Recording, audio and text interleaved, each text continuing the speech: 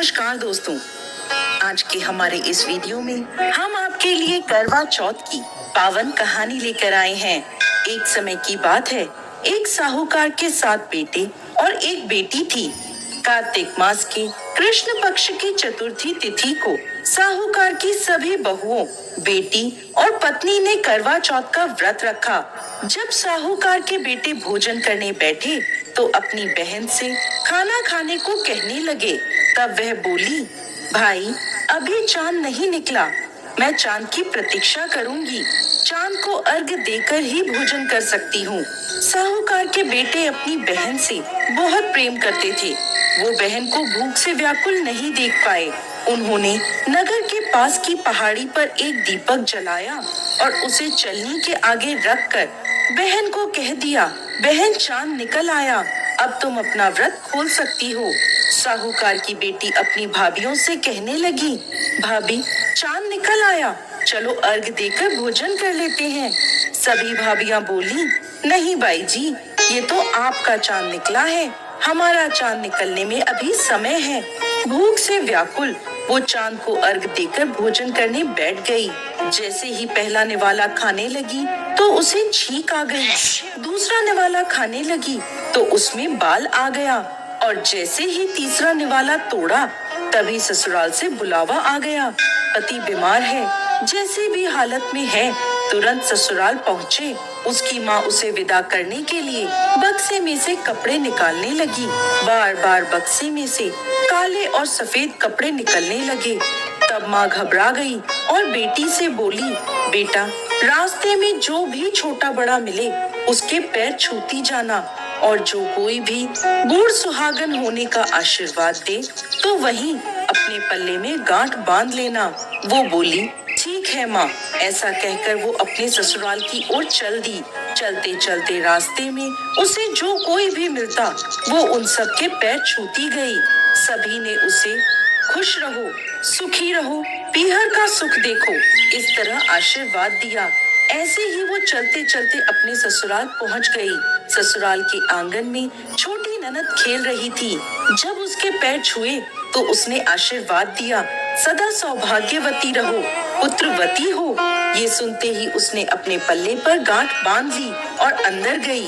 अंदर जाते ही देखा कि घर के आंगन में उसके पति का शव रखा है और उसे ले जाने की तैयारी हो रही है।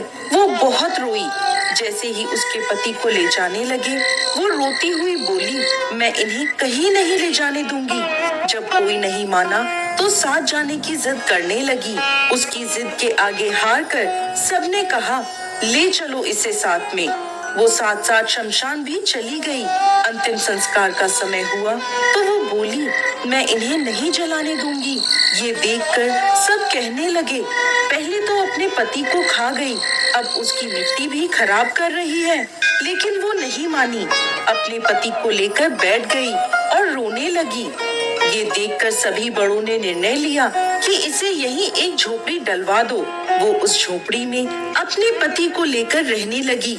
पति की साफ सफाई करती, उसके पास बैठी रहती।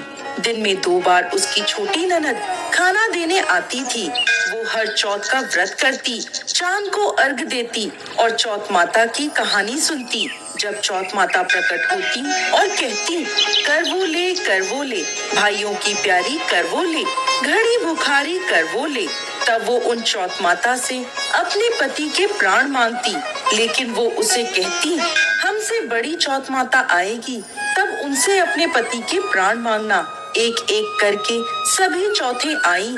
सभी यह कहकर चली गई। अब अश्विन की चौथ माता बोली, तुझसे कार्तिक की बड़ी चौथ माता नाराज है, वही तेरा सुहाग तुझे लौटाएंगी, तू उनके पैर मत छोड़ना और सुहाग का 16 श्रृंगार का सामान तैयार कर लेना। जब कार्तिक की बड़ी चौथ करवा चौथ आई तो उसने अपनी छोटी ननद से 16 श्रृंगार का सामान मंगवाया। जब सास को यह पता चला तो वो बोली, पागल हो गई है ये, जो मांगती है दे आओ। साहूकार की बेटी ने करवा चौथ का व्रत रखा, चांद को अर्घ दिया और जोत जलाई।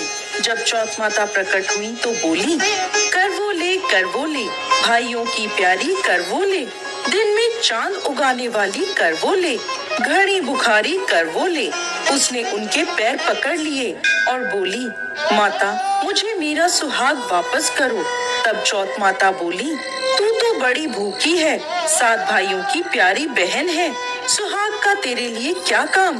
तब वो बोली, नहीं माता, मैं आपके पैर तब तक नहीं छोड़ूंगी जब तक आप मेरा सुहाग वापस नहीं करती। अब चौथ माता ने एक एक करके उससे सुहाग का सामान मांगा। उसने सुहाग का सारा सामान चौथ माता को दे दिया। तब चौथ माता ने अपनी आंख से काजल निकाला, नाखूनों से मेहंदी निकाली, मांग से सिंदूर निकाला और उसे करवे में घोलकर छोटी उंगली का छींटा दिया, जिससे उसका पति जीवित हो गया। चौथ माता जाते जाते उसकी झोपड़ी पर लात मार गई, जिससे उसकी झोपड़ी महल बन गई। उसका पति जीवित हो गया। जब छोटी ननद खाना लेकर आई तो देखा भाभी की झोपड़ी की जगह महल खड़ा है।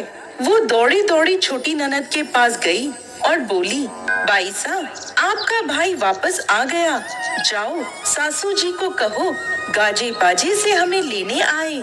छोटी ननद दौड़ी दौड़ी माँ के पास गई और बोली, मामा भाई जिंदा हो गया। माँ बोली, भाभी के साथ तेरा भी दिमाग खराब हो गया है। वो बोली, नहीं माँ, मैंने देखा है, सच में भाई जिंदा हो गया है। सभी घर वाले गाजे बाजे के साथ अपने बेटे को लेने पहुँचे। बेटे को जिंदा देखकर सास बहू के पैर छूने लगी और बहू सास के पैर छूने लगी। बहू बोली, माताजी देखो आपका बेटा वापस आ गया। सास बोली, मैंने तो इस बेटे को साल भर पहले ही भेज दिया था।